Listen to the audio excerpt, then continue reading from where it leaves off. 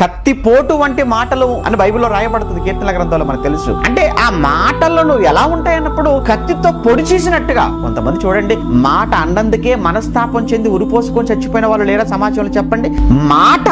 ఆ మాట ఎలాంటి మాట అన్నప్పుడు మనసును చంపుతుంది, మనిషిని బలహీనుని చేస్తుంది. ఏమంటే మాటకున్న పవర్ ఏంటో, మాటకున్న శక్తి ఏంటో ఎన్నో ప్రసంగాలను మీరు విన్నారు. మనిషిని బ్రతికించాలన్న మాట, మనిషిని చంపాలన్నా అదే మాట. మరి నీ మాట, నీ నోటి నుంచి వెలువడుతున్న మాట బ్రతికించేదిగా ఉందా, మనుషులను చంపేదిగా ఉందా? నీ నాలుకను దేనికి వాడుతున్నావు? కత్తి నీ నాలుక వద్దు. కత్తి ఉందంటే ఇంట్లో మంచికి వాడుకోవాలి, చెడుకు వాడకూడదు. కత్తిపోటు వంటి మాటలు పలికి ఎందుకు చంపుతున్నారు? నీ సహోదరుని చూసి వ్యర్థుడా అనంటే నరహత్య చేసినట్టే అన్నాడు యేసుక్రీస్తుల వారు. తెలియదా మనకది? తన సహోదరుని చూసి వ్యర్థుడా అన్నప్పుడు అతన్ని మనం ఏం చేసినట్లట? నరహత్య అన్నాడు. ఈ లెక్కల్లో చూస్తుంటే ఇక్కడ మనము కూడా హంతకులుగా తేలిపోతున్నాం.